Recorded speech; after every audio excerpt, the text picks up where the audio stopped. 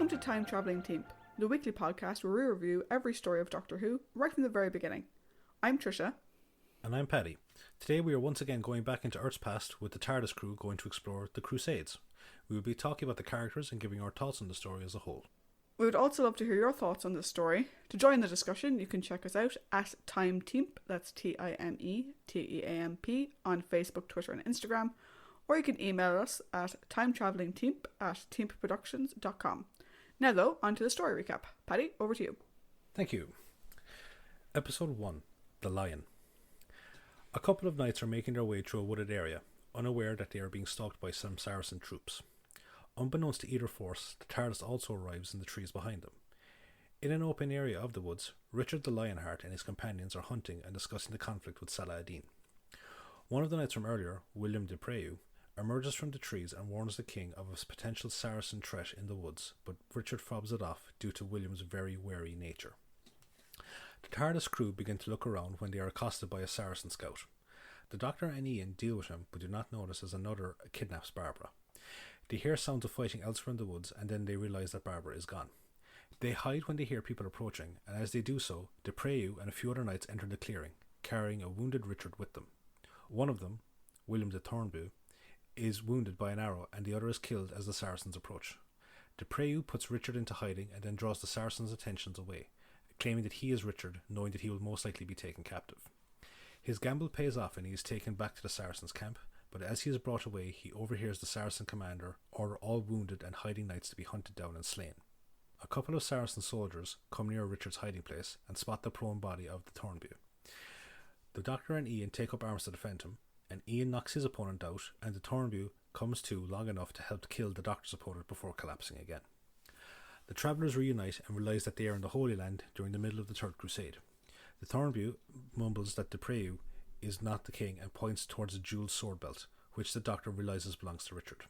He tells the others that they can use it to request aid in finding Barbara, but Ian impatiently takes off to find her. As he goes to search for her, he doesn't notice a dazed Richard get up and walk away from the scene. Ian returns saying he could not find Barbara, and the Doctor states that they will need to blend in to avoid suspicion. He suggests that he and Vicky go to the nearby city of Jaffa to find suitable clothing, and Ian says that he will stay behind to build a stretcher to help carry the Thornbury when they return. As he leaves, the Doctor gives the jewelled belt to Ian for safekeeping. At the Saracen camp, de Preaux is brought to the same tent as Barbara. After gauging her intent, he reveals his ruse to her. She introduces herself and he comments on her strange appearance and wonders how she came to be in the woods. She promises to tell him everything if he can get her back to the woods. He asks her how he should introduce her if people inquire about her. She asks which of the king's female companions would most likely have travelled with him into the woods, and de Preaux says that she can pretend to be Richard's sister Joanna. The leader of the Saracen troops enters and taunts them, infuriating de Preaux as he knows this goes against the direct decree of Salah ad-Din to treat all prisoners with respect. They are told that they are to be presented to Safa ad-Din, the brother of Saladin and a long-time admirer of the real Joanna.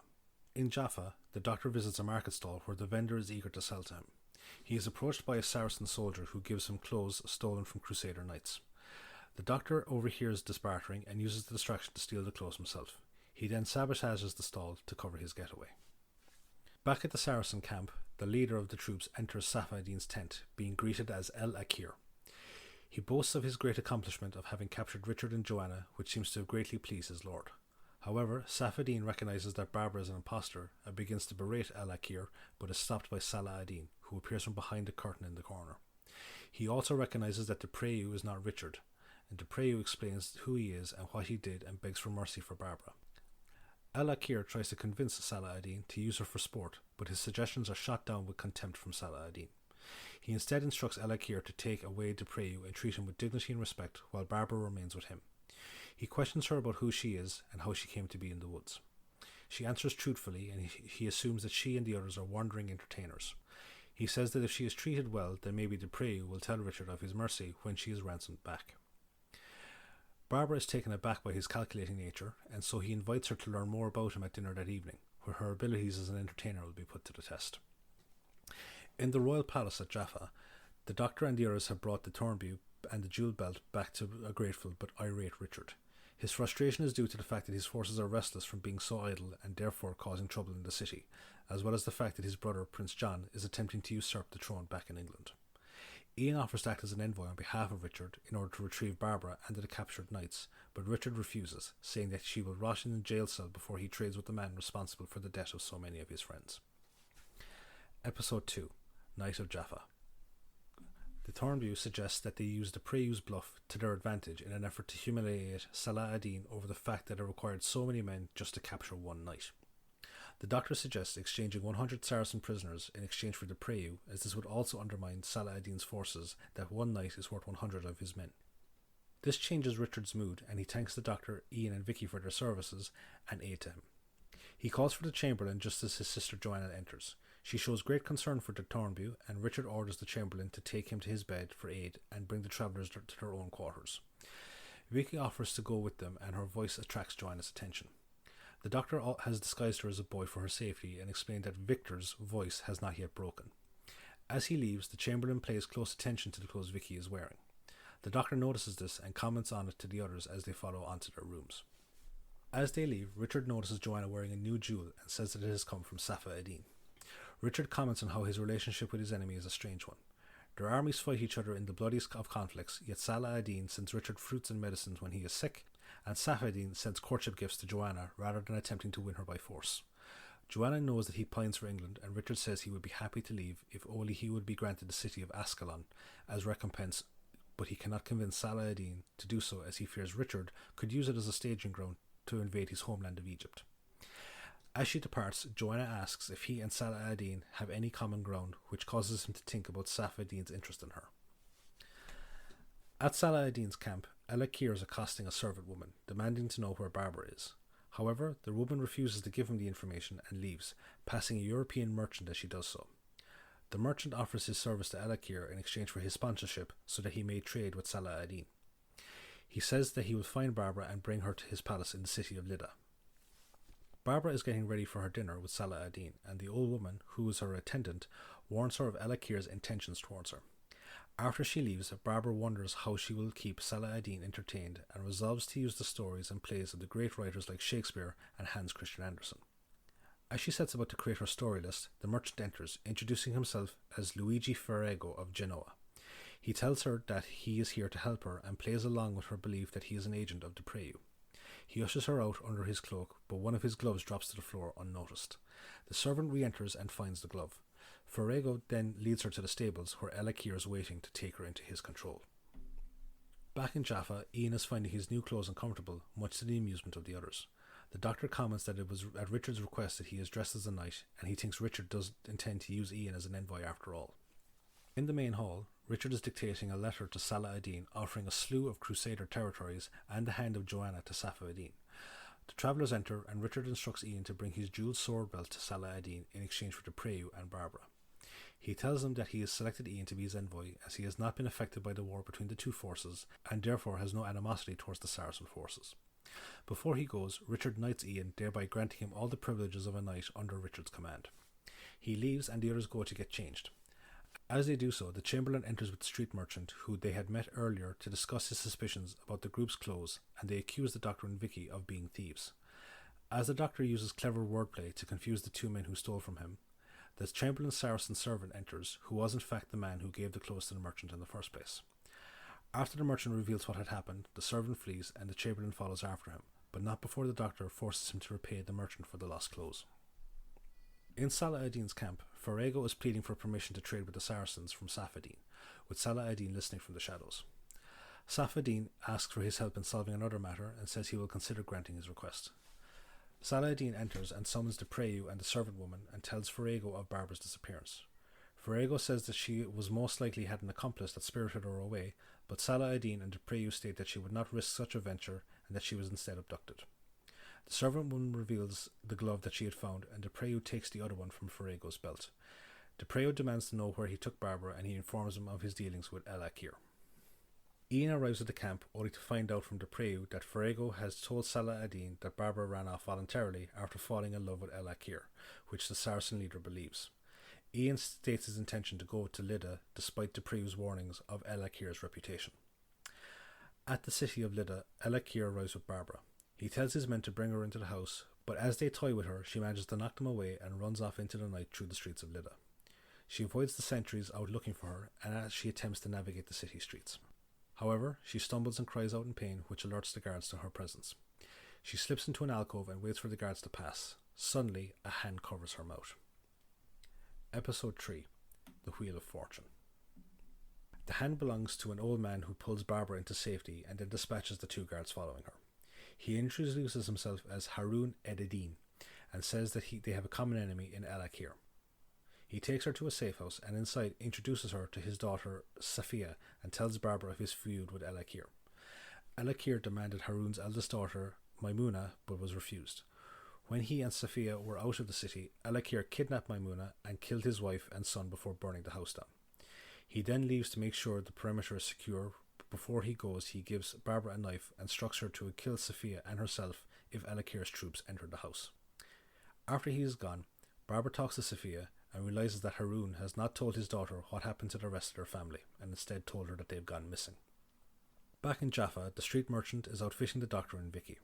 He leaves to prepare the clothes for Vicky, and once he is gone, she complains about having to pretend to be a boy. However, Joanna overhears them as she approaches the room and demands to know why they have deceived both her and Richard. The doctor explains that it was for her safety, and Joanna finds it hard to resist Vicky's defense of the doctor's plan. She instead offers them her protection so as to remove the need for the pretense and sends Vicky away to summon the Chamberlain. After she leaves, Joanna asks the doctor for his help in determining what Richard is planning for her, as he's been oddly withdrawn from her. He promises to help her just as Vicky returns with the Chamberlain. She instructs him to find dresses for Vicky and then leaves. Vicky confides in the doctor her insecurities about being left alone by him while Ian has gone to look for Barbara, but he promises her she has nothing to worry about.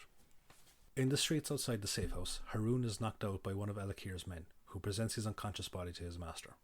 Elakir then tells him to gather a squad of troops to ransack the area they know Harun to be living in the hopes of locating Barbara.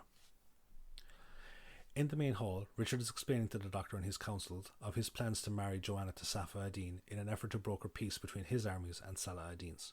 The doctor commends him on his plan, but says it hinges on Joanna agreeing to the match, to which Richard replies that she cannot in good conscience refuse it.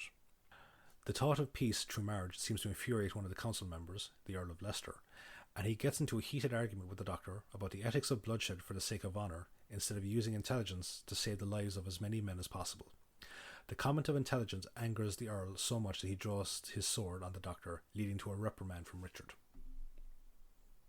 At Salah ad-Din's camp, Safadim seems to be overjoyed with Richard's proposal, as it would give him the woman he desires and the marriage rights to much land and wealth. Salah ad-Din, on the other hand, is more suspicious as he reads through Richard's words to see that they are the last attempt to request a peace from a very weary man. He agrees to the offer to keep Safa ad-Din happy, but advises he will hold his army in readiness in case there is any duplicity on the Crusaders' part. However, he cannot agree to release the Preyu at this time, but instead agrees to let Ian go on his mission to find Barbara. In Lydda, Barbara and Safiya can hear the sound of approaching soldiers and hide. The soldiers enter the house and look around, noticing that some of the bowls are still warm from the tea that they had earlier. The captain tells his men to set fire to the house in an effort to smoke the women out from their hiding place. Barbara tells Safiya to hide under a blanket and she sneaks back into the main room. As she tries to avoid the captain, one of the soldiers returns with a torch and they take her back into custody, leaving Safiya safe in her hiding place. On the road to Lydda, Ian is asleep at his camp, but is set upon by bandits and is knocked unconscious while wrestling with one of them. Back in Jaffa, Vicky makes an appearance in an ornate dress, much to the appreciation of Joanna and several noblemen, including the Earl of Leicester. When she presses him for information, the doctor tells Joanna that he was not able to find out anything about Richard's plans, as he had said he'd wanted to tell her himself. She storms away and is approached by the Earl, whilst the doctor tries to explain to Vicky that he cannot do anything to interfere lest he make an enemy of Richard. However, the Earl reveals the plan to Joanna, who furiously confronts Richard as he enters. She refuses to go along with the plan despite Richard's pleas to make her see reason.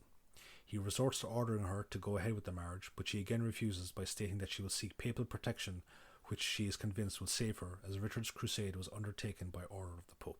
She leaves and Richard accuses the doctor of revealing the plan to Joanna and banishes him and Vicky from the court. In Lydda, Barbara is presented to Elakir, who informs her that she will be tortured to death slowly. Episode 4. The Warlords. Barbara remains defiant despite Elakir's taunts towards her. As he goes to reward the guard for capturing her, she uses it as a distraction by knocking gold coins in his hands to the floor and makes a break for freedom. Elekir stops his men from scrambling for the coins and orders them after her. Their search brings them to Elekir's harem, but he orders his men to leave. He tells the women inside that Barbara has escaped and offers a great reward for the one that brings him information. The women go back into the harem, where they reassure the hiding Barbara that they will not reveal her due to their hatred of Elekir. In the desert, Ian has been staked out under the sun. The bandit, whose name is Ibrahim, demands money, but Ian insists he has none, however promises a reward if he assists in his mission to Lydda. Ibrahim has no interest in Ian's offer and instead pours honey on his face and directs his attention to a nearby anthill. He tells Ian one way or the other he will get his money. In Jaffa, the Earl of Leicester has cornered Vicky and demands to know the truth and extent of her and the doctor's deceit. The doctor arrives and reprimands him for bullying a young girl. Vicky accuses him of being the one who told Joanna about Richard's plans, but before he can respond, Richard enters the room. He orders Leicester to deal with any personal quarrels in the army so as to prepare it for battle. Leicester enthusiastically agrees, and after he leaves, Richard confides in the others he now knows it was Leicester who revealed the plan to his sister. He defeatedly tells them that he has no choice but for battle, as he does not have the strength to fight both Salah ad-Din's forces and the other Crusader nations who would back the Pope. They ask why he didn't imprison Leicester for his treachery, and he informs them that Leicester is a great warrior who commands the respect of a large portion of the army, and he needs men like him to keep the army together during the fight ahead. Richard apologises for his treatment of the two and requests that they go to the city of Acre, where they will be safe until he returns from the battlefield.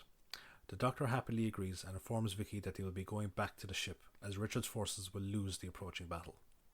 Vicky is upset at this, as the doctor tells her that history must take its natural course. After they leave, Richard prays for divine help in the battle ahead. One of the Earl's men notices them leave and reports back to his lord, who commands him to assemble a squad to go after them so he can deduce if they're traitors or worse, demons seeking to poison the king's mind. In the harem, one of the women is revealed to be Maimuna, and Barbara tells her of her father's hopes to rescue her and kill Elekir. Unbeknownst to them, another woman named Fatima is eavesdropping on them. She slips away unnoticed as Maimuna shows Barbara a nearby balcony that could be used as a potential escape route. She goes to Elekir and informs him of Barbara's whereabouts in exchange for the reward he promised. Back in the desert, Ibrahim taunts Ian as the ants approach him. Ian takes a chance to make a break for freedom and tells Ibrahim that the money is actually in his boot. Ibrahim unpegs first one leg and then the other, but Ian kicks him away and then manages to pull up the pegs holding his hands. He struggles with Ibrahim and eventually gets the upper hand. He forces Ibrahim to take him to Lydda, but they will have to go on foot as the other bandit took away Ian's horse. They eventually reach Elekir's house, where they find one of the guards outside dead. Ian tells Ibrahim of his mission, who seems a bit more willing to help when he thinks that there is a chance that Elekir will be killed, as he is a tyrant who has made the locals' lives miserable. He promises to steal some horses for Ian. Fatima's deception is revealed to Barbara and Maimuna, but too late as Elekir enters the room. Before he can administer any punishment though, he falls to the ground with a knife in his back. Harun enters and has a tearful reunion with his daughter. Before they can leave, Fatima returns and alerts the guards, but Ian arrives first and together he and Harun dispatch them. They flee, with Fatima attempting to follow them, but she is surrounded by the other women of the harem, cutting off her escape. They reach the stables and Ian pays Ibrahim with gold taken from the palace, but Harun urges them on as the rest of Elekir's men will soon be after them. Back in the woods, the doctor and Vicky are hiding as they watch the Earl's men patrol for them. Vicky goes ahead to the TARDIS, but as the doctor is about to follow, he is spotted by one of the soldiers. Vicky is about to go back for him when she is stopped by Barbara. Ian enters the clearing where the doctor is in custody and introduces himself, stating that he has been searching for the doctor to out him as a Saracen spy.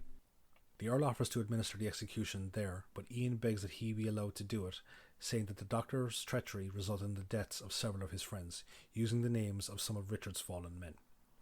The Earl says Ian has the greater claim to justice, and the doctor requests one last look at Jaffa before he is to die.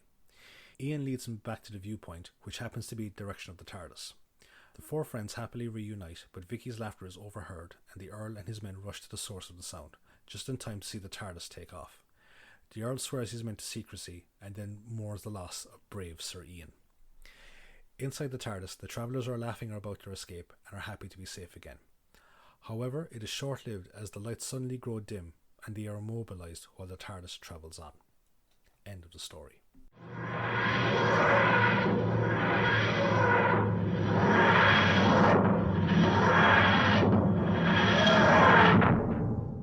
Thank you for that recap, Paddy. Now, why don't we take a look at some trivia for the Crusade? You're welcome, and absolutely. So, the writer for the story was David Whitaker. We've discussed David a lot in previous episodes, so I won't go into too much detail here. However, this was the last story he wrote for William Hartnell's Doctor. He still has 5 more stories to go, though, so we will discuss them again in the future. The director for the story was Douglas Campfield. We discussed Dougie in Planet of the Giants. This is the first story that he directed in its entirety. He has 7 more stories to go. Apparently, during this story, he actually had a falling out with Doctor Who's regular composer Dudley Simpson. So Dudley did a lot of the music for Doctor Who, and a lot of his music is absolutely amazing. So he and Douglas Campfield had a falling out, and Douglas Campfield refused to use him going forward in any of his stories. Can't we all just get along? I know. The air date for this story was the 27th of March to the 17th of April 1965. So with the Crusade, we have another story with missing episodes. We last discussed missing episodes when we talked about Marco Polo. Of this story, only episodes 1 and 3 exist in their entirety. So how did we watch it for this review, you ask? Well, you have 2 options. Option 1 is on the DVD collection Lost in Time, which is a collection of lost stories that have missing episodes. You can watch episodes 1 and 3 in their entirety, and then have audio only for episodes 2 and 4. This option also includes an introduction and some linking narration for episodes 2 and 4 from an older Ian Chesterton, portrayed by the lovely William Russell. I think we should point out that it's Sir Ian Chesterton. Yes, it is Sir Ian. That is very true. My apologies, Sir Ian. The second option, and this is the version that we used as we like to review the story in its entirety as much as we can, is from our old friends at Loose Cannon. We mentioned them before in their work on Marco Polo. Similar to Marco Polo, the team put together the audio tracks from episodes 2 and 4 with stills from the episodes to give a helpful visual to match the audio, and also included like little descriptions when there's, only action sounds and no one talking. They included little descriptions of what was happening. Personally, I prefer this to just the audio with no visual context, but that's just my preference. Yeah. No, thank you to the good people of Loose Cannon. You did a really good thing for the Doctor Who fan base. Yeah. Although in fairness, the fact that on Lost in Time you can listen to episodes 2 and 4, so you could experience the story end to end, is still quite good as well. Yeah. In episode 3, William Russell only appears in a pre-filmed insert as he was on holiday. We've talked a lot in the past about the actors taking holidays and being written around in certain stories. He also refused to participate in the shots of the ants crawling up his arm. I can understand why. Yep. And a production assistant was used in his place. So I thought some of the shots of Richard and Joanna had a bit of a Cersei and Jaime Lannister vibe to them. And I thought it was just me.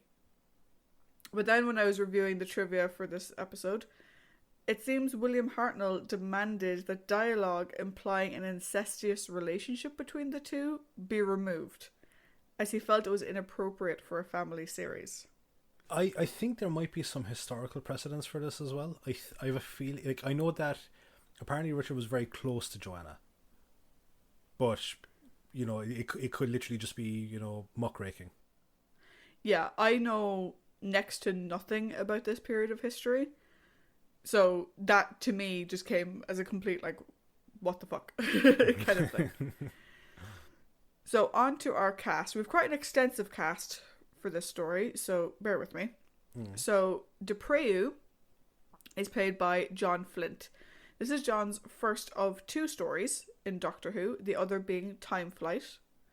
His other on-screen roles include appearances in Emergency Ward 10, The Flying Swan, and The Famous Five. John passed away in 1987. Haroon was played by George Little. This is his only Doctor Who credit, and he's best known for playing Reverend Ruskin on Emmerdale. He was also in All Creatures Great and Small, Poirot, and Evita, which I thought was quite random. Next, as Alakir, we have Walter Randall. Now, Walter has played several people in Doctor Who. He was in the Aztecs as Tanilla, one of the high priests who took over from Outlook. He's obviously in the Crusade. He's in the Daleks' Master Plan, The Invasion, Inferno, and Planet of the Spiders. Random fact about Walter is that he actually ran a restaurant with John Pertwee for 5 years in the 1970s. That is random. It is very random. The Earl of Leicester is played by John Bay. This is John's only Doctor Who acting role. Oddly enough, though, a few years before the Crusade, he was in the TV series Richard the Lionheart, where he played a variety of roles. John passed away in 1982. Now, on to the man himself. King Richard is played by Julian Glover. Mm-hmm. This is his first appearance in Doctor Who, but it's not his last. We will see him again in City of Death. Most of us know who Julian Glover is, Mm-hmm. but just in case you need reminding, some of his best known roles are General Veers in Star Wars, Walter Donovan in Indiana Jones and the Last Crusade. Kind of funny, 2 Crusades related. And just to one thing, in that movie, he also placed first in the 1989 Doc Brown lookalike competition.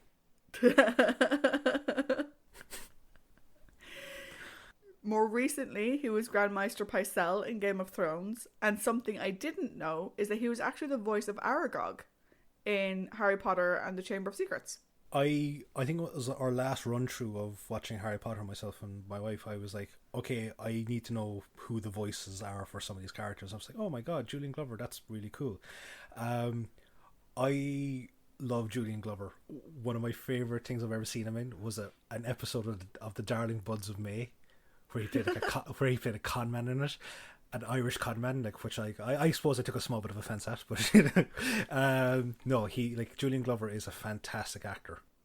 One of the things I got recently, and this doesn't relate to the trivia for the story, but it relates to trivia about me. So currently, when we're recording this, the world is going through the COVID-19 pandemic, so conventions and all those things have been cancelled. But a number of convention runners are doing online sales of autographs that they have collected over the years, and I managed to get Julian Glover's autograph on a picture of him as Richard the Lionheart. Nice. Which is really cool. On to the rest of our historical characters. Saladin is played by Bernard Kay. We previously saw Bernard as Tyler in the Dalek Invasion of Earth. He has 2 more Doctor Who stories to come, The Faceless Ones and Colony in Space. Mm-hmm. Joanna is played by Jean Marsh. Now, I'm not going to go into detail about Jean, because we will see her again in Doctor Who as Sarah Kingdom in the Daleks' Master Plan, and we'll discuss her a lot more when we get to that story. And she also appeared in the Sylvester McCoy story Battlefield. Yes, which I was going to mention when we got to the Daleks' Master Plan. Oh, right. Sorry. That's okay. Why do I ruin everything? Lastly, we have Safedin, who's played by Roger Avon. This is his first of 2 Doctor Who appearances. He is also in the Daleks' Master Plan. He was also in the movie Daleks Invasion Earth 2150 AD, which I still think is the most stupid title for a film. Separate from Who, some of his other on-screen works includes The Benny Hill Show, Steptoe and Son, Coronation Street, The Baker Street Boys, and Blackadder III. He passed away in 1998. Now, I think... Yeah, sorry. Sorry, Dalek Invasion of Earth 2150 AD. It's such a very 60s, hip and happening title. Oh yeah, totally. I just think it's silly. It just doesn't roll off the tongue. Now, me and Paddy discussed this, and we're going to include this in trivia, and it may come up in the discussion as well. But I should probably point out, obviously we talk about Saracens and people of colour Yep. in this story. All of these actors are white. Yes. Just saying. Yeah. Now, the one thing that I will kind of say, though, is that for the actors playing the Saracen parts, it's not like a kind of a black and white minstrel thing, where it's like shoe polish, slathering the faces. It's more like that kind of nutmeggy type tan that they're put on their faces just to darken the skin. Yeah, but the point is that we have white actors being browned up for these roles. And it's kind of, I suppose, there are 1 or 2 actual African actors in the story that played the guards for Ella Keir. That is true. That is a very important point. Not all of the actors are white, but the principals all are. Yeah. In your searching of trivia, like, because like when we were talking about Marco Polo, we noticed that there was a lot of characters playing Asian, a lot of actors playing Asian parts, but there didn't appear to be any controversy over it. Was there anything surrounding this? Did you Again, find nothing that I found. One of the things that was actually mentioned was, I think it's the pronunciation, and I'm going to get it wrong. I think it's pronunciation of Saladin. Actually, they were credited with pronouncing his name correctly. Most Western productions completely butchered his name, and they were credited with pronouncing his name correctly. Also, the show got a lot of credit for the fact that they kind of inverted the Western stereotype. So most Western productions would have King Richard being the brave, honourable warrior, and would have Saladin and Saphedin being the barbarians. Yeah. Whereas in this story, while King Richard isn't a barbarian, he's not the great honourable king that people would expect to see in a Western production. And Saladin is presented as someone who doesn't want to be a barbarian. And we'll discuss that more in our character discussion, but that was acknowledged as well. Yeah, I think there's only one movie from that time period that kind of comes to mind, and I can't think of it off the top of my head now, but it does kind of portray Richard as a small bit temperamental, where like Saladin is the sort of the noble, I don't want to say noble savage because it's not a nice term, but he's like the noble enemy. That's the way it's portrayed. So it's nice to see it done again somewhere as opposed to just being like a one-off thing, Yeah.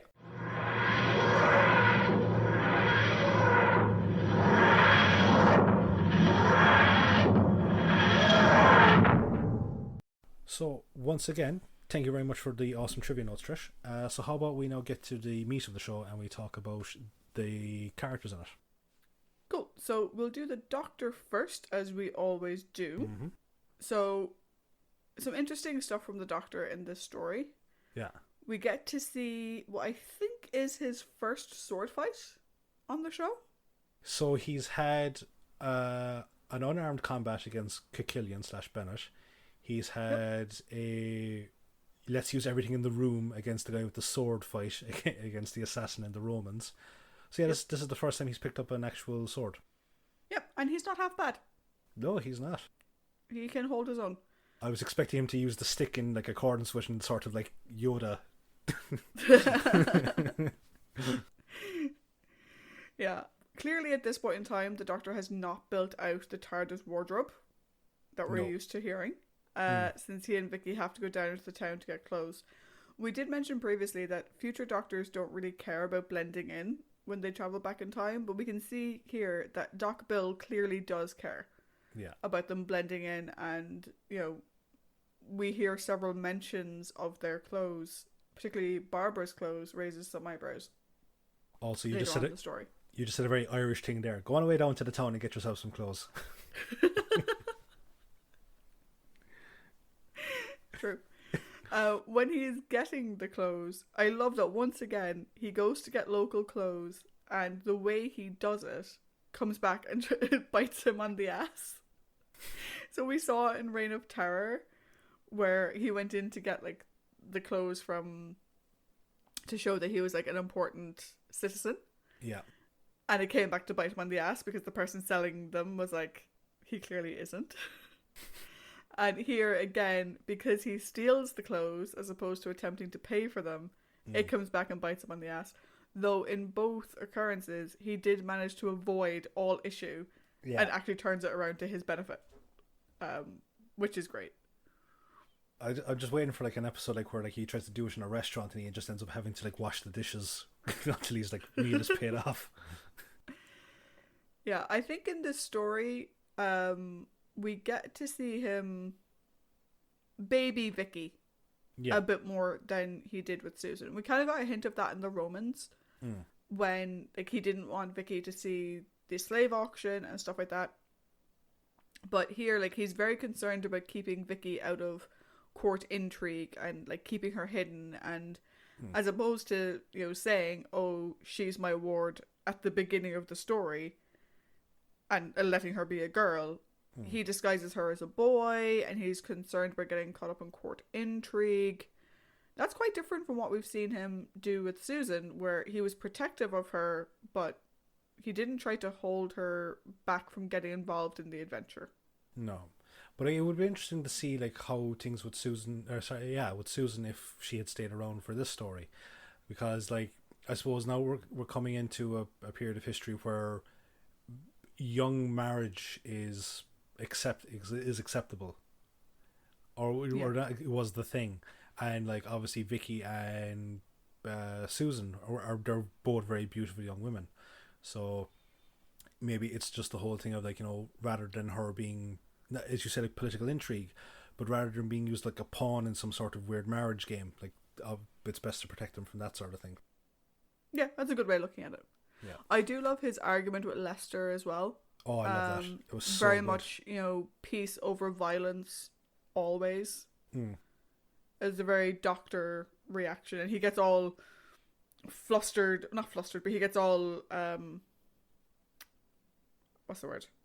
He's very enthusiastic. I don't know. I can't think of any other way to describe it. And like we see it like you have again. It's I know that this is like the first Doctor. Like this is like they were in the early days of the show, but it's great that it built such a foundation that whenever you kind of come into things like you talk about John Pertwee's Doctor with the Brigadier and their solution for the Silurians, or you go much further on, you've got like Peter Capaldi's amazing speech about the Zygons. And again, you can just trace it all back to this very, very great, powerful scene between the first Doctor and the Earl of Leicester. Yeah, definitely. Was there anything else about the Doctor that stood out to you in this story? So, this one, more so I suppose than anything else, is that look, we've had him, meet famous characters from history before. Like we've had him meet Marco Polo, we've had him meet Robespierre. We've also had him meet Nero. Now we've got him meeting like Richard the Lionheart, but this is like I think the first time for me that he's actually felt like an observer of history, because like in in Marco Polo he's caught up, like he's trying the ship is knackered essentially, and he's trying to get it fixed, and there's the whole thing of like not being allowed to go, so he's kind of there against his will. We've got Robespierre, which is look, he's only meeting with Robespierre to further his goal of getting the others out of the prison and reuniting with them. With this one, or with Nero, he's caught up because he looks like an assassin, so he's caught up in it. Whereas with this one, because he's watching everything unfurling, and like I think there's stuff that he knows what's about to happen. He knows the battle that's about to come. He knows what Richard's fate is inevitably going to be, and he doesn't die in the battle, but he knows like the outcome of Richard's time. And I suppose like this just kind of felt a small bit sadder because like the Doctor was like to Vicky, like we can't interfere. History must take its natural course, and he seems to have a really good rapport with both Joanna and Richard.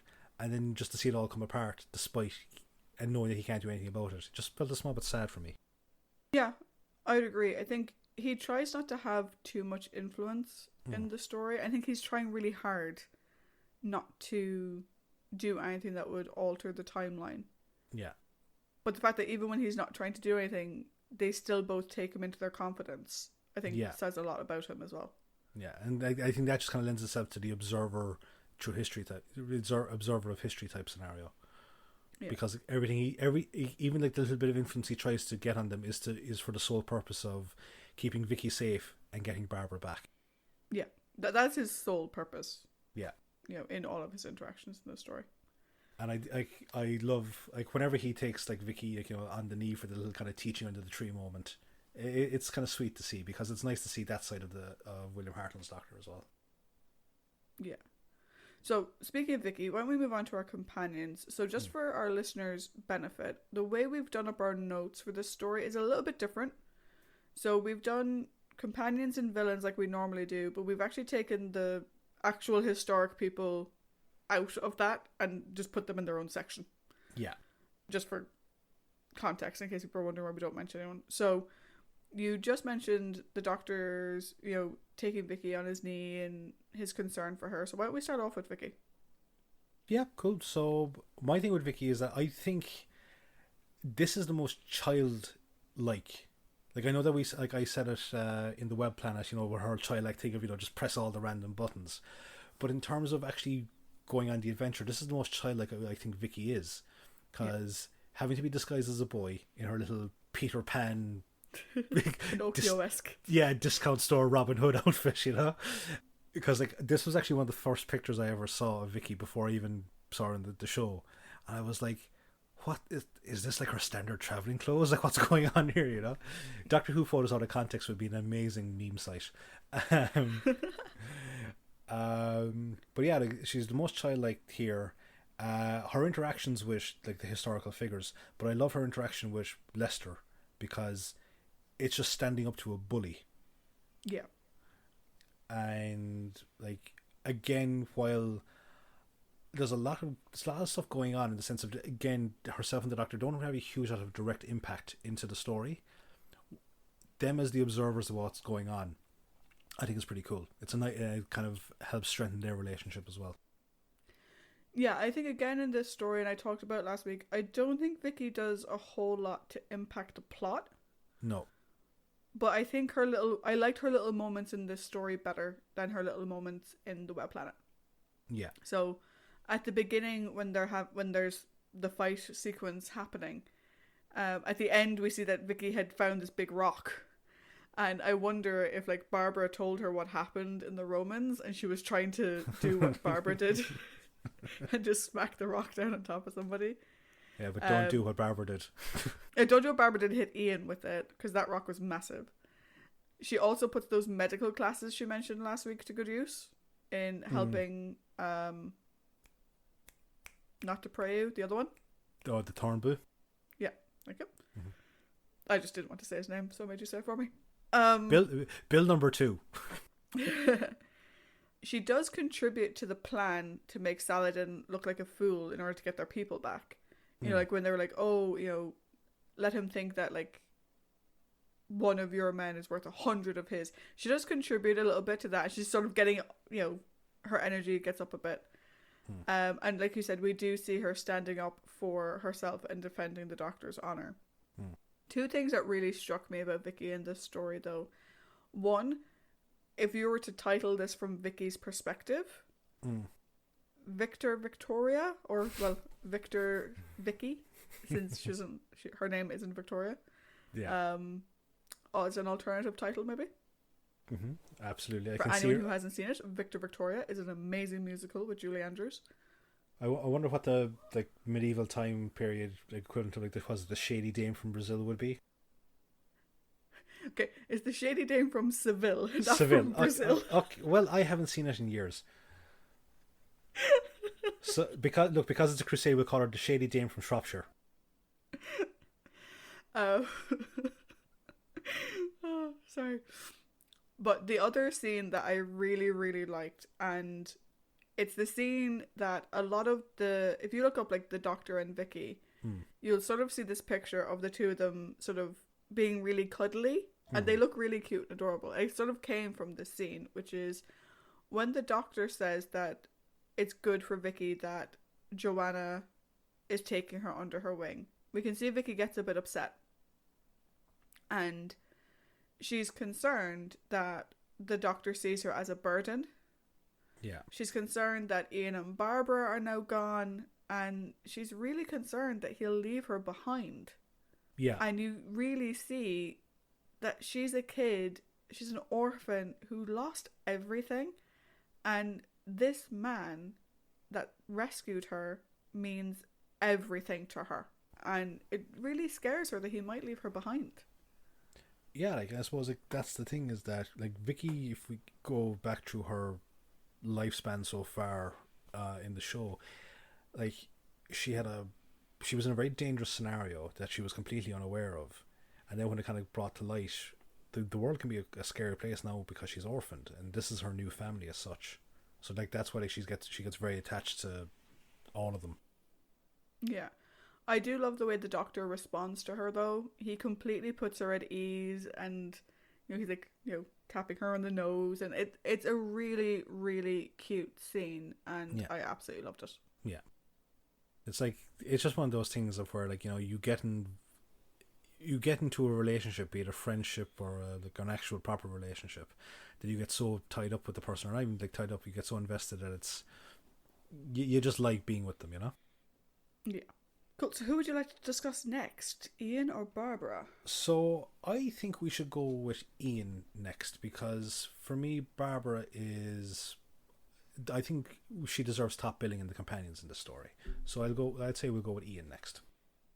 Okay, so with Ian, we already know that he is a good fighter. We've seen that before. But here we get to see him show off his sword skills, Yep. his ability with the shield, and also fists, his hand-to-hand combat ability. Yeah, just like that sort of fuck this, and just knocks the guy out with a punch. Yeah. He is willing to go toe-to-toe with King Richard in order to get Barbara back. Again, we kind of saw this in the Romans. When it comes to, I'm sure it would be the same if it was Vicky or the Doctor, but obviously we see it most often with Barbara. If Barbara's gone, he has tunnel vision. Yeah. And nothing is more important than getting her back. Which I love. I think that, in my own head, like that, this time period for Ian, it's like every English schoolboy's dream come true to come back and be like a heroic knight. Yeah. Although, speaking of him being a heroic knight, first of all, we do have to acknowledge, as you said, Sir Ian. Knight of Jaffa. Knight of Jaffa.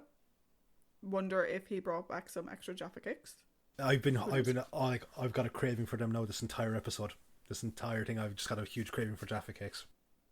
Will I tell you something funny? You're eating them? No. Right. But before I sat down to watch it last night, Yeah. I had gone out and bought a box of Jaffa cakes specifically because I knew that one of the episodes had Jaffa in the title. Damn you, woman. But Ian as a knight, I need to make something very clear. Yeah. Ian is a very intelligent man, very resourceful or whatever. But going to sleep in the middle of nowhere in an exposed area with his sword just lying there was maybe not his best idea. No. And that's the thing, like, okay, if you're going to camp down in no man's land, find, like, at least a rocky outcropping as opposed to just one big stone. Yeah. Sorry, go on. No, I was going to say, but yeah, look, just maybe not the most tactical, smartest move. But there are a couple of things about Ian in this that, like, when you first watch it, like I did so long ago, it was like, it's Ian as a knight, whatever. But then you go back and rewatch and you realise that there's a couple of things that he does in it that I think are very telling of his character. So, number one, he never kills someone unless it's absolutely necessary. Yes. Like, as we saw, like, rather than like kill the guy with the sword, he just knocks him out. Yeah. Also, he doesn't not blackmail, but like extort Ibrahim to help him. Like, it's a sort of, like, he doesn't have a knife to his back or anything like that. It's like, you're going to help me get to Lydda type thing. Because, like, I'm now free, so you can make your choice. You can either help me get to Lydda and maybe get something out of it, or whatever the case is. So it's sort of like, I think he can actually read the character of someone. Yeah, I think with Ibrahim, he seems perfectly content to trust a thief to get what he needs. Yeah. Because he recognizes that El Akir is the bigger issue, both for him and for Ibrahim. Yeah. But other than those kind of moments, it's, like, Ian fighty, kicky, punchy, off to rescue his friend type thing, Yeah, but there is two things with that. The first is we do get to see some quick thinking from him at the end of the episode, where, like, he stumbles upon that Lester was amazing. wanting to kill the Doctor, and he just immediately jumps in. Yeah. And takes control of the situation and saves the Doctor. And the other thing is, so it's a story of Sir Ian, and like you said, it's like every British schoolboy's fantasy of going back, and it's either this or it's King Arthur. Like, those are like the two big, like, historic sword fighting dreams of young boys. But in a way, similar to last week, while he helps them escape, it's not Ian who actually rescues Barbara. No. He helps them escape at the end, Yeah. but our other story-based companion that we'll be discussing in a minute, he's the one that actually saves the day. So again, I'm kind of liking the fact that we have established Ian already as the action man hero, but we don't need to see him be the guy who saves the day in every single story. And I like the fact that you can still enjoy Ian as a character when he turns up 2 minutes after he was maybe needed. Yeah. Do you know? And I think we should also just take a moment in time for the passing of poor brave Sir Ian. That was hilarious. I hope that the external monitor or sensors were on so that they could pick up that audio. That's why they were bursting themselves laughing inside the TARDIS. Yeah. So you said you wanted Barbara to be our main headliner for our companions. So do you want to do the story-based companions first and then loop back around to her? Yeah, I think that's pretty cool. So I've got 3 story-based companions. I have 2. Cool. So I have Depreyu, Haroon, and I've got Ibrahim. I left Ibrahim out because I didn't really see him as a companion. So why don't you just give your quick notes on Ibrahim and we can move on then to Depreyu and Haroon. Cool. So with Ibrahim, I kind of ask myself by the end of it, is he a bandit by choice or a bandit by necessity due to Elekir's tyranny? I think it's both. Yeah, and because at the end it's like he seems to genuinely want to help Ian, like because he's going to Elekir's compound, which is guarded and all this. Ibrahim knows that it's guarded, yet he still offers to help Ian genuinely without trying to sell him upriver. And I'm kind of go on. The way Ibrahim described it, if I'm recalling correctly, is Elekir is the only rich man now. Because he took the rich from... So everyone else is poor. And he doesn't like stealing from the poor. All right. But he has no issues with stealing from the rich. So Robin Hood, gotcha. Robin Hood for personal gain, I think. Yeah, okay. Is it? He steals from the rich and gives to himself. Also, I don't know if we caught it in the trivia, but I'm pretty sure that the guy that played Ibrahim was in Marco Polo. I think he plays Kuju, the eye patch guy. He does look familiar now that you mention it. Because I didn't have him down as my list of companions, I didn't look him up. Yeah, sorry. It's the voice. I'm pretty sure it is him. I'm gonna check that there now. Okay. I'll check it there. Well, you keep talking. I'll check it. Cool. So that was my thing for Ibrahim. That is just I think it's an interesting character. In terms of Haroon, I would very much consider him to be Saracen Liam Neeson. Yes. First of all, yes, the guy who plays Ibrahim is in Marco Polo as Kuju. Oh, sweet. Yay! But yeah, okay, no, Haroon, he's very like Liam Neeson, and like I know that his main focus is to get his daughter back, but I get the impression that at the end he would have gladly helped save every woman out of that harem. Yeah, he's very much the noble father that will do anything to get his child back. But I think even if his daughter hadn't been there, he would have done everything to save the other women that were there.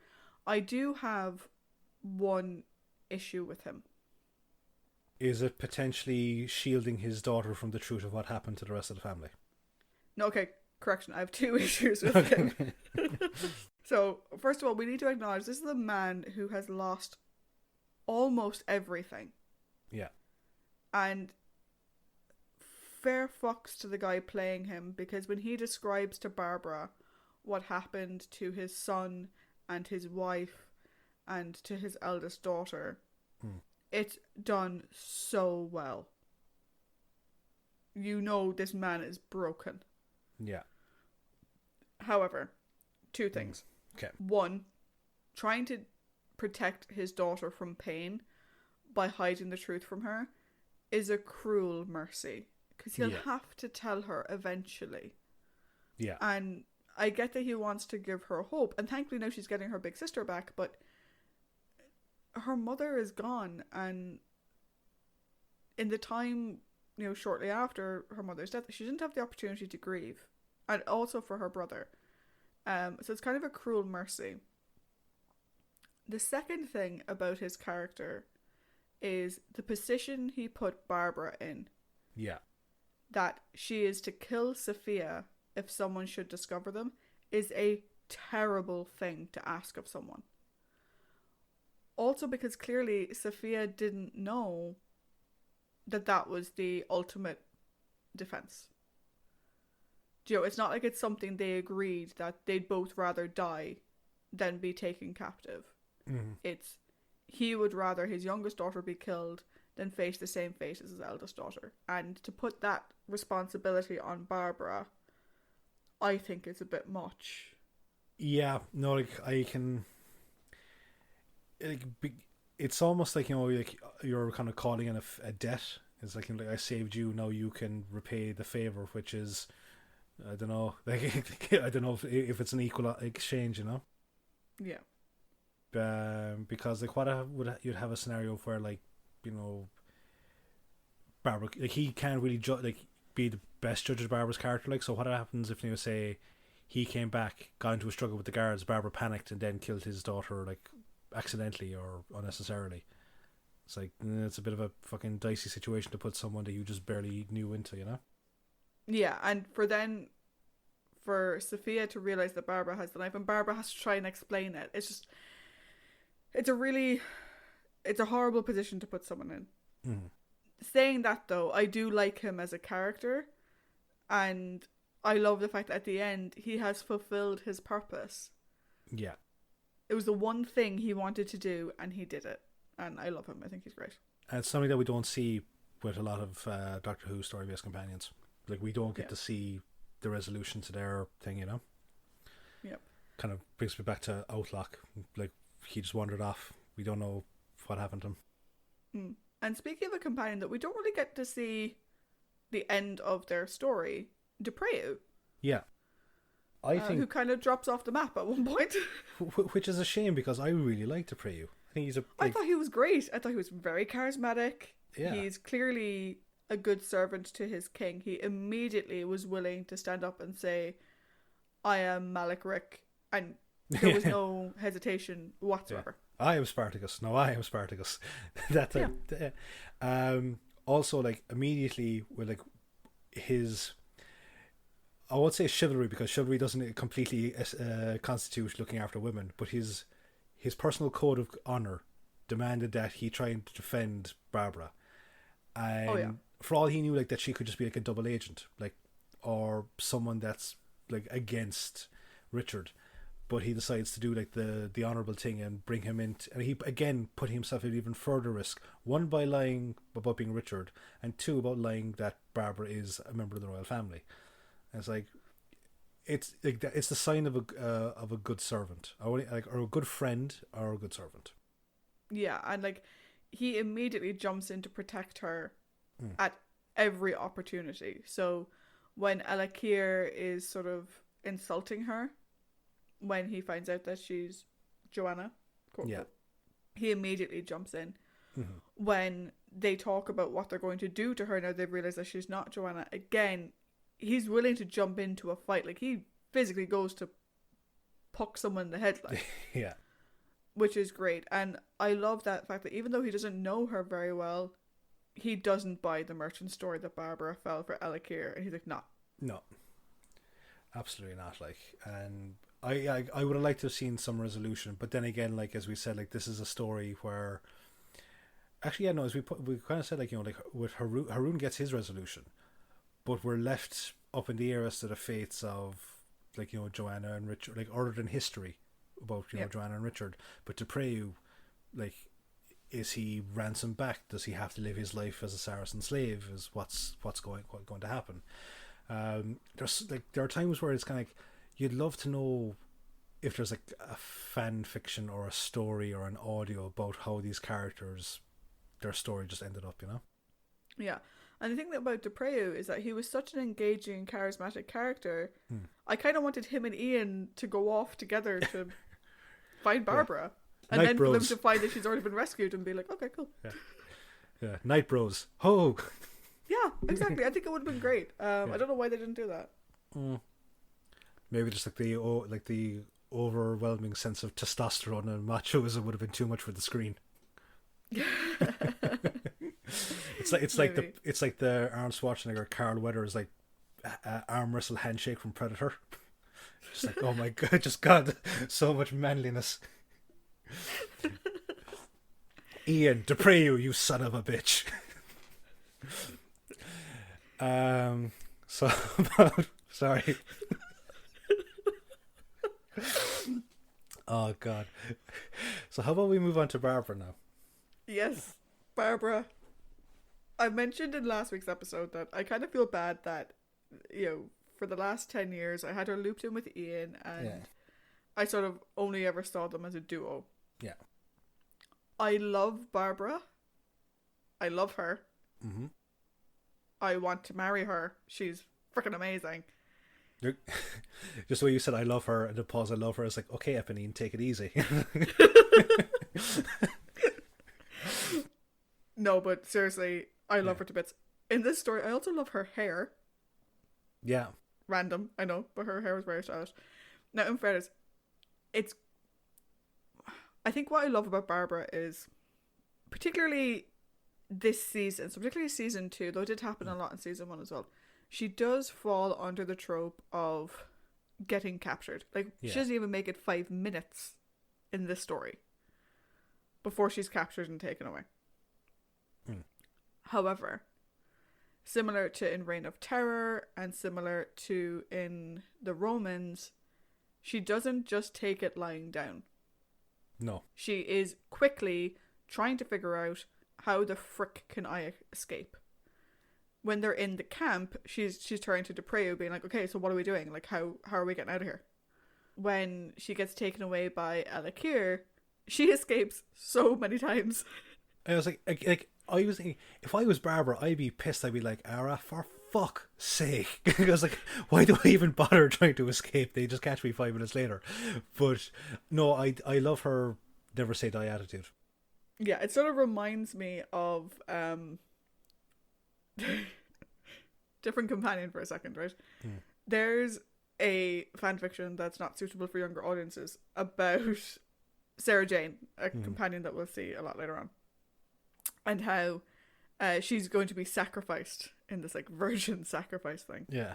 And she sort of starts talking back, going, what are you on about virgin? Like, what are you talking about?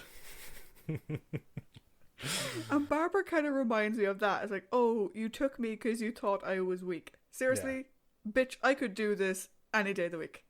It kind of reminds me as a weird kind of tangential thing, way William Russell was in The Great Escape. It reminds me of what like the group officer, like when he meets the commandant at the camp, he goes, look, it is the sworn duty of every British officer to harass the enemy to the best of their ability. So it's like, of course we're prisoners, but that doesn't mean we're still not going to fucking annoy the shit out of you. So it was like, Barbara's pretty much in that vein. Yeah, very much so.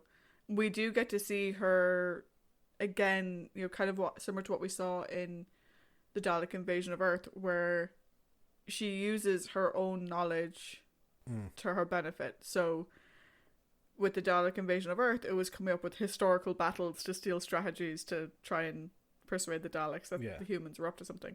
Here, she's like, I've got to tell stories. Oh, shit.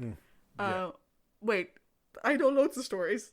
Shakespeare, Hans Christian Andersen, my own life. I have plenty of stories to tell. But if she was to do that in like the 1001 style where each story leads into the next, I would love to know how King Lear leads into Thumbelina.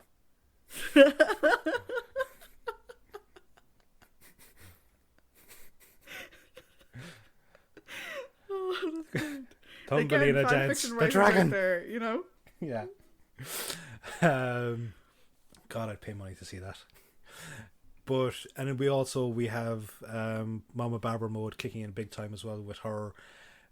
I know that we said it was a kind of a shitty thing to do to her, but her willingness to, with Sophia, like that she would rather risk her own life, or she would rather risk recapture than kill her, even as an act of mercy.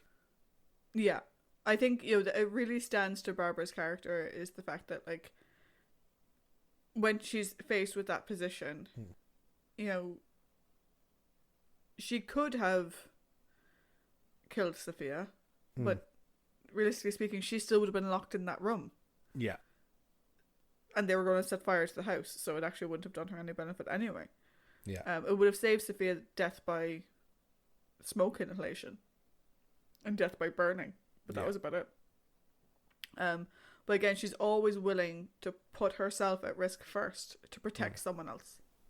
So I'm actually going to ask you a question there now, right? We've got we've got a few more stories to go with Ian and Barbara. Mm-hmm. Where does Barbara now rank in your top 5? 2. Yeah, that's what I was thinking. All right. I don't think she'll ever topple my top pick. Right. It would take an awful lot to peak to overcome that top pick for you, like. Yeah, it really would. However, she is definitely a very, very, very close second at this point in time.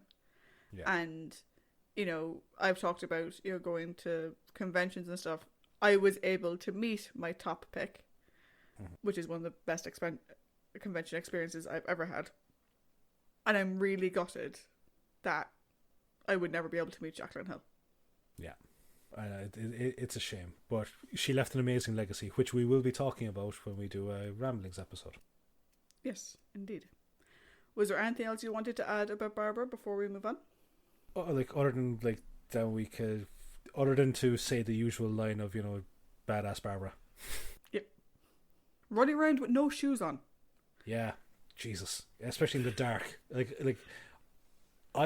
don't do that. I was like, no. That's because you never go anywhere without your socks on. Okay, let's not bring that up. Let's move on to let's move on to villains, shall we? Okay, so on to the villains. So let's do the what I would consider the smaller villain first, which is the Earl of Leicester. Or do you have another person? I have a very small, brief mention for Fatima. Again, similar to Ibrahim, I didn't really consider her a villain. She was just a plot point, but go on. No, just in the thing of, like, this is clearly someone that wanted to, you know, get to the top, but now she's paying the price for it. And I really want them to recover the last episode, because I want to see the sequence where all the other females in the harem surround her. Oh yeah, that would be really cool to watch. Because, like, obviously, like, we hear her reaction, but I want to see the actress's face during it, you know, because I think that would be an amazing scene. Yeah. So now we move on to the Earl of Leicester. Prick. I've got vindictive, dangerous bollocks. Also known as Prick. Yeah. Yeah, he's clearly someone who came on the Crusade for one reason and one reason only: to fight and kill people. Yep. That is it. And, like, I think, as we were saying earlier on in the trivia about the depiction of Richard and Saladin, this is like the stereotypical representation of, you know, a crusader with his mindset towards the Saracens. They're ungodly, they're heathens, they should only be butchered, that type of stuff. Yeah. He clearly puts no stock in peace whatsoever. No. And he has no issue with playing people off each other to get the battle that he wants. Oh, absolutely. And I love as well, like, that he's meant to be and that's the thing about, you know, you see in, like, movies and TV shows about knights, that they can be, like, the most, like, unknightly people going. And I love his debate with the doctor and, like, you know, the caveman DNA reference, and it's just like, you know, you're drawing your sword on an old man. Oh, bravo you Johnny Big Bollocks, you know? Yeah, I think he doesn't appear in the story that much, and his effect on the story as a whole, I don't think is that big. No. But for derailing the Doctor and Vicky and their sort of trying to remain off to the sidelines, he has a big impact on that. Yeah. But yeah, no, prick. No, fuck it. I hope you get a spear in the back or something in the battle. So next we have Elakir. I am going to say he reminds me, and the storyline surrounding him reminds me of a I wouldn't say it's a controversial episode. It's a polarizing episode of Stargate SG-1 called Emancipation. Yeah. Otherwise known as the one with Sam in the blue dress. Yeah. And he reminds me of Turgon, the warlord that she gets sold to in that story. But he only reminds me of Turgon in like the second half of this story, because in the first half he seems to be the bootlicker, you know, who'll do anything to get in good standing, knows that making his leaders happy will mean good fortune for him, and that type of thing. He doesn't take the time to verify information, he's just willing to jump in. But then in the second half, he really becomes this like warlord-esque figure. You know, he has his harem. He has no issue burning people to get what he wants. And he's this constant drive to make people, A, suffer if they do anything, you know, to make him look bad. But, like, he's just so vindictive. Oh, yeah, like, he's, as like, much like Lester, like, he's the stereotypical depiction of, like, a monstrous heathen Saracen. Like, you know, he's savage and he's hedonistic. But what I love about Alakir in this, right, is that, one, even his own people, they hate him. Yeah. Saladin thinks he's a scumbag, and he's like, I don't want anything to do with you. But I don't know if you read this the same way that I did, but I think that it's his reputation and his status is what makes him the villain, as opposed to any sort of like physical imposingness or actual sense of terror coming off him. I think within the area where he has power, it is him, the man, that scares people. Because he burns people. He burns down houses and he's a tyrant. Yeah. But I think outside of his immediate sphere, it's probably just the idea of him. Because like when he walked into the room into the harem at the end, you know, I was like going, like in a one-on-one scenario, like I'm putting my money on Barbara. Like I honestly think that she'd beat him in a fight. Oh yeah, but like you kind of get the sense that like he may not be one for physical altercations, although he does obviously participate in the fight at the beginning. Yeah. But he is vindictive and willing to do anything to get what he wants. Oh, big time. Now, who would you think of the two, or Lester or Akir, is the worst? I think Alakir, because at the beginning you think of him just as like a bumbling kiss ass. Yeah. But then you find out, and it's the story that Harun tells, and like I said, then the way he speaks to Barbara, the sort of implied threats therein, and his Turgon-like second half, I think that makes him the bigger villain, because he's having a direct impact on the safety of one of our characters, but also makes him the more interesting character because he's got some extra layers to him, whereas I think Earl of Leicester is pretty one note. Yeah. Something just really popped into my head there, right? Now, it's going to sound really weird, but so like we've talked before about Barbara being in scenarios that are of a potentially sexual abuse. Sexual. I was trying to say abusive assault, right? So at this stage now, I won't say it's old hat because that's gonna just implies something really bad, but she has confronted this scenario enough times that she knows how strong she is and she knows how these guys respond. And I recently watched some scenes from Star Trek, you know, the Drumhead, where like Picard throws the prosecutor, her father's famous words, he throws that back at her and she snaps and she goes, I brought down bigger men than you, Picard. In a kind of inverted way with this, I have this feeling that Barbara's like, do you know what? I've dealt with way worse fucking scumbags than you. Yeah, and like I said, like, the second half of the story really does remind me of Emancipation. Yeah. Do you know? Like in Emancipation, in Stargate, like Carter, is willing to do things to help the other women. But also she stands up to Turgon, no problem. It's like, you know, you can't defeat me. I've taken down men bigger than you. Yeah. Go, Barbara. And I think it's a really good, we don't like talking about the whole sexual connotation in these stories because it comes up a lot more than we'd like. But I think in this story, it kind of shows Barbara coming out the other side of this ongoing plot thread. Yeah. She's always stood up for herself. She's always, fought back or whatever. But I think this scenario really sort of shows just how far she's come. Definitely. So lastly, we have our historical characters. Now, I am conscious that our discussion has gone on for quite a long time, which is great, but our listeners are probably going, get on with it already. So we have Richard, Joanna, Saladin, and Saphadin. So let's go through these a little bit quicker. So starting with Richard. Cool. So do you want to go first or will I go first?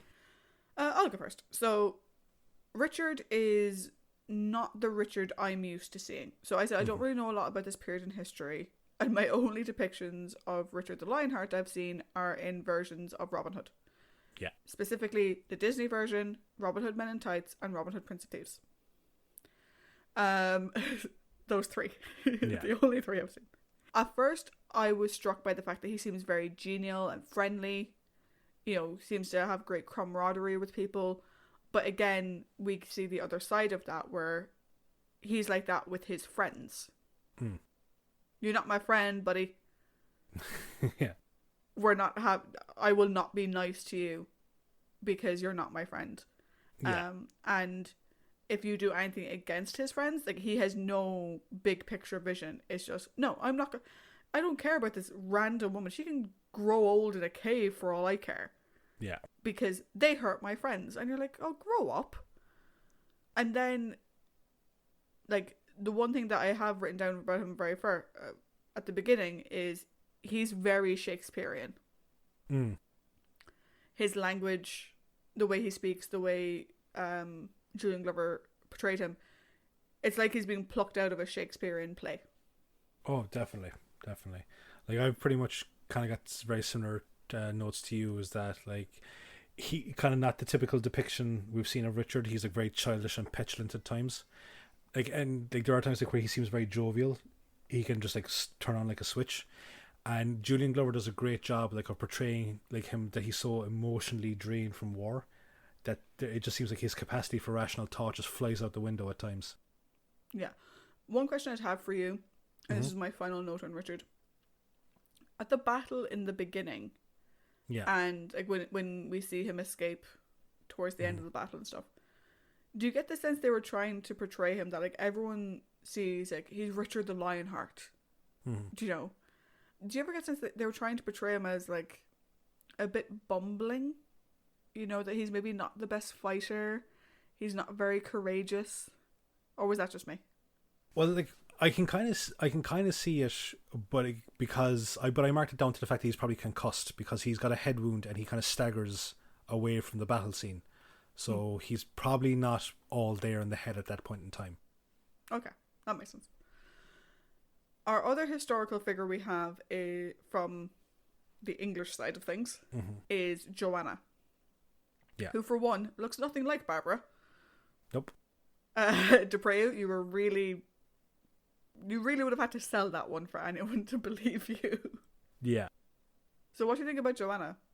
Oh, so what I put down about Joanna is that she is a very American high school kind of cheerleader type thing, in the sense of like she's no perfectly happy. To our American listeners. Absolutely not. I'm talking about the stereotypical depiction of the class structure that you have in high schools. In the sense, like, she's perfectly happy to accept gifts, but when the object of her affection is revealed, it's how could you even possibly think I could end up with someone like you type scenario. Yeah, I found that really fucking bizarre. It's like she has no problem wearing the jewels he gives her. Yeah. But then when the idea of marriage is proposed to her, she understandably gets upset as fuck about the fact that they're playing with her life. Yeah. And using her as some pawn. She wasn't consulted and stuff like that, and we'll get to that in a second. But the things she says about him and the way she describes it, you're like, then why were you accepting gifts from him, and why were you wearing them? I suppose you could kind of put it down as like, well, if the enemy is foolish enough to send me nice trinkets, then like I'm not going to object to it. Oh yeah, but it's a bit fucking stupid, like. Yeah, it kind of is. Like if like he's so monstrous and if he's so like ungodly, then why would you be wearing a gift from an ungodly person? If you're kind of if you're willing to back up your refusal by going straight to the Pope, then it's like, yeah, well, you really shouldn't be kind of teasing him along in the first place, Yeah. Which again, and it's as you said, it's like a what the fuck, because when you first meet her, like, she's so good natured and kind towards Vicky and the doctor, and like she seems to have a really good relationship with Richard, and then it's just like, what? Yeah, but I think her what reaction is completely fucking justified. Oh yeah, like obviously no one likes the concept of arranged marriage. She clearly does not like being kept out of the loop. At all. And the idea that her brother would essentially trade her to the enemy. I mean, I love the blow up she has at him. It's fucking brilliant to watch. Particularly because at the end, you can kind of tell Richard's like, don't go to the Pope. Yeah. It's like, don't go tell Dad, please. Please. I think she's a very strong woman. She knows what she wants. She takes no shit from nobody. And she can stand up for herself. I think she does have a very caring nature that we see in the interactions she has with Vicky and stuff. But I think when it comes to romantic entanglements, she's a bitch. Yeah.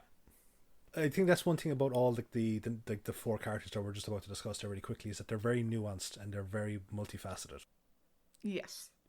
Because we could probably go next to the other side of that romantic equation, which is Saphadin. Yeah. Who clearly cares a lot for Joanna. Like absolutely, like he seems to be like when he's kind of given the offer of like, Richard's offer, it's a case of like, well, we'd have this land, but I'd also have the woman that I'm desiring, Yeah, like he clearly cares for her a great deal, and he seems genuinely really happy at the thought that he'll get to marry her, and then he looks so devastated when Saladin basically says, like, it's not going to work. That's not going to happen. And, like, the fact that his brother doesn't fully support it seems to really devastate him, poor guy. Yeah. And, like, one thing that I liked about his infatuation with her is that it seemed to be genuine affection as opposed to lusty. Yeah.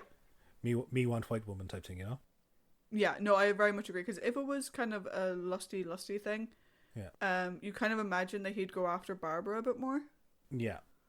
Because even Saladin is like, she's a very beautiful woman, but as far as Saphadin's concerned, Barbara could be a fucking troll in comparison to Joanna. I also like that there's a way about him that like he seems to be very loyal to Saladin. He just like isn't like he only wants like a small piece of land for himself, a place to call my own. He also has this like weird fake end boss vibe about him. Because it's like, oh, you thought you defeated the head of the army. Well, all of a sudden, it's coming Saladin, bitches, from behind the curtain. Yeah. Shall we move on to that man and then go on to the overall? Okay. Yes. So for Saladin, I don't have a whole lot. I enjoyed his back and forth with Barbara. It was really, really cool. I like his depiction as well that, the classical depiction is like of a, the noble enemy. But it's kind of tempered here with a small bit. He's very cool and he's very calculating. It's like he lets Saphadin suss people out, and then he comes in with the final decision. And again, like was Bernard Kay doing the acting for him is just amazing with the role. Yeah, he played it really, really well. Yeah. I think some of his line delivery was a little bit flat, but I don't know if that was intentional. I'd say like it's like to get across the fact that he's not a very passionate character. Everything is calm, cool, collected, thought about. Yeah. And I do like the idea that, because, we enter the story kind of from the Englishman's perspective. Yeah. You're meant to see them as barbarians and stuff. And he clearly does not want to be seen that way. It's kind of like he's aware of the propaganda and he needs people to realize that he is not a barbarian. He is not a monster. And, that means that his prisoners are treated well, and he's banking a lot on keeping his prisoners treated well. However, that doesn't mean he's Mr. Nice Guy. Yeah. And when he reminds Barbara of the fact that when she's like, oh, like Shahrazad, and he's like, yeah, who also had a death penalty hanging over her head. It's like, yeah, I'm going to treat you well, and you're going to come and you're going to tell us stories, you're going to entertain me, it's going to be great, but I can still kill you. Yeah. Do not forget that fact. I think that when it comes to like using his actual historical figures, this is probably the most balanced and down the line representation of any of the historical figures that we've seen so far. Yeah, I would agree.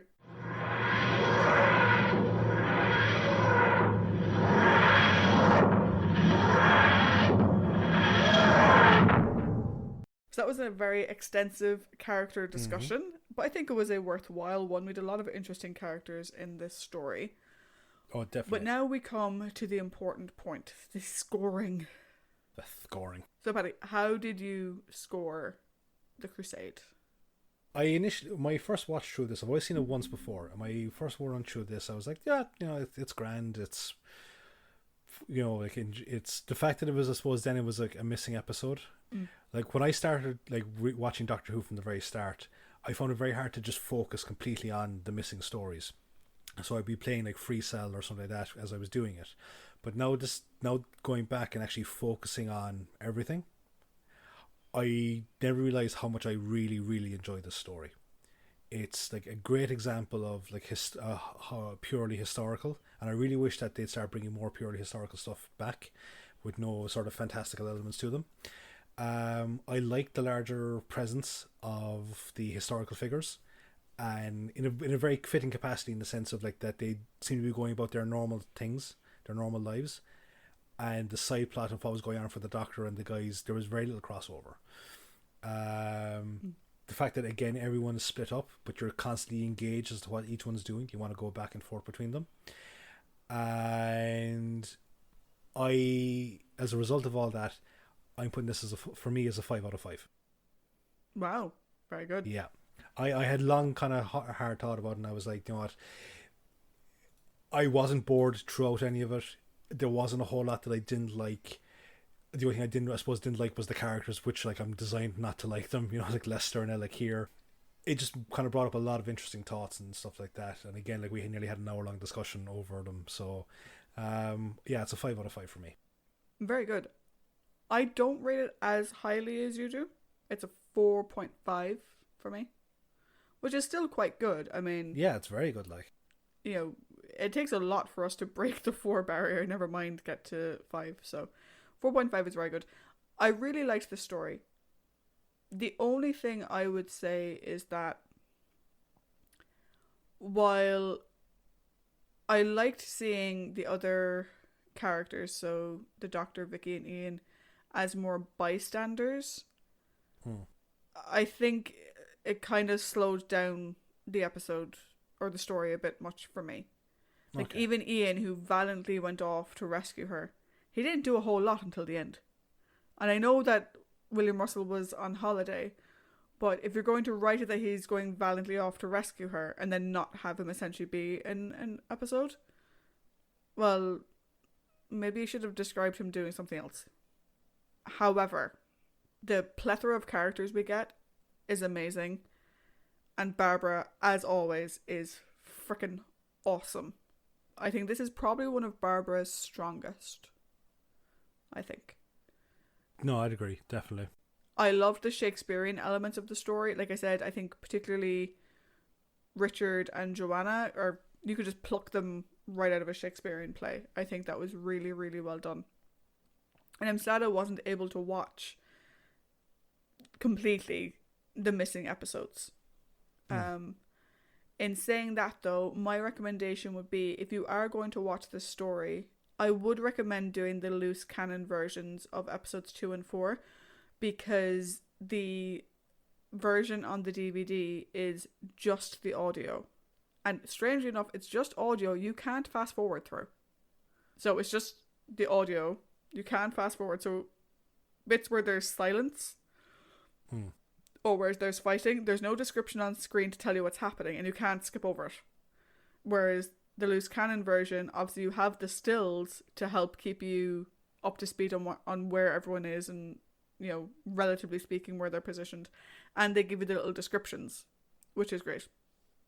However, I would advise that if you are going to do it that way, do watch the old Ian bonus footage. Yeah. That's great. Oh, I love seeing William Russell come back as old Ian. He's fucking brilliant. Yeah, it was just like it was just sweet. That's all. Like that's the best way to describe it. Yeah. So overall, I think this is a really good story, but the takeaway, the bit that takes away points for me is, while the bystander stuff was interesting to discuss, it wasn't very interesting to watch. Yeah.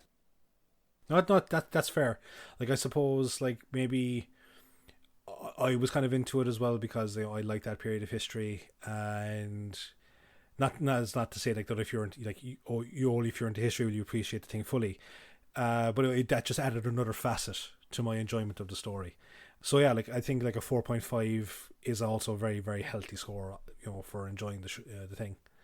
And like that's the thing about Who as well, is that, like, some people, they prefer the science fiction elements, other people prefer the historical elements, other people prefer the pseudo historical. So like, and there's something there to cater for everyone. And I think this is, again, for me, I would love to see something like this particular story come back where there's no aliens, there's very little science involved in it, and it's just purely with historical stuff. Yeah, I would also love to see, like, the way they're doing Reign of Terror, where they animated the missing episodes. They have the audio. Yeah. There's no reason why they couldn't animate the missing episodes for this as well. Because as awesome as the loose cannon stuff is, it is still just stills. So I think if they were to try to animate it, either the way they did Reign of Terror, or, you know, in maybe a different way, I think that would be really good as well. Yeah. And so we come to the end of the Crusade. So guys, join us next week when we'll be discussing the Space Museum. Bye-bye. Bye.